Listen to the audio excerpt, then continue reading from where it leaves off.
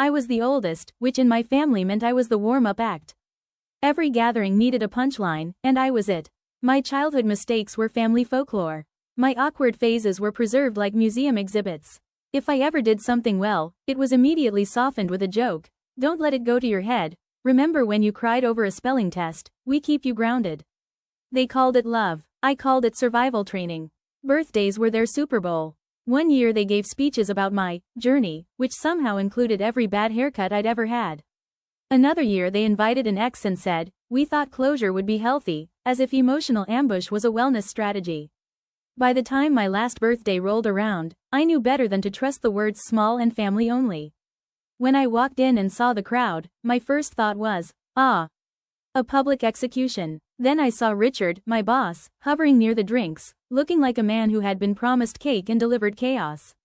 My sister leaned in and whispered, grinning, "We thought it'd be good for him to see the real you." The real me, apparently, was about to be revealed like a cursed artifact. Dinner dragged on while I tried to keep my face neutral. Then my father stood up, tapped his glass, and launched into a speech about honesty, accountability, and knowing who people really are when the mask comes off. Red flag language, in case you're taking notes. He turned to Richard. "We wanted you to hear some stories," he said, "so you can understand who she really is." What they didn't know was that Richard already did. He stood up, and instead of firing me, instead of laughing along, instead of participating in their little morality play, he said, calmly, "I actually came tonight to tell you she's been promoted. You could have heard a fork hit carpet. She's one of the most capable leaders we have," he continued. "Consistent, strategic, trusted. Frankly, I'm surprised you didn't know. I have never seen people deflate so quickly without medical assistance." The party ended early. No one wanted cake after that. Funny how humiliation stops being funny when it's not aimed at me. I didn't attend the next birthday they planned. Or the next. Each invitation got louder, bigger, more celebratory. Apparently, my absence was ruining the vibe. A year later, I became CEO. That's when the messages really started.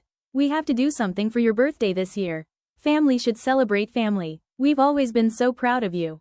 Interesting phrasing. Not "we're sorry," just "we're proud now." I ignored them all, not because I'm bitter, though I am selective, but because I finally learned something important. People who only clap when you win don't deserve front row seats. Now my birthdays are quiet. Chosen. Full of people who don't need me smaller to feel bigger. And if my family ever wonders why they're no longer invited, well, they already taught me that public humiliation is a tradition. I just decided not to pass it on.